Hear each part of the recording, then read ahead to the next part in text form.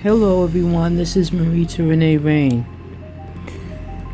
How to build self-esteem, a short version. 1. Know God's love resides within you. 2. Your true nature is God's image. 3. Stop caring too much about what others think. 4. Treat yourself like royalty. Use self-care skills. 5. Give to others compassionately and with your heart.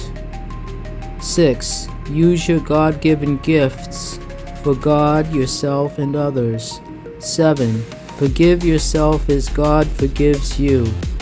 8. Make your life a passionate statement of freedom, love, and God's glory. 9. In the comments, write what helps your self-esteem. Within the next week or two, I'll create a longer video with more detail. Perhaps your ideas will appear with your name. Thank you, and may your self-esteem in God grow, and may mine as well. In Jesus' name, amen.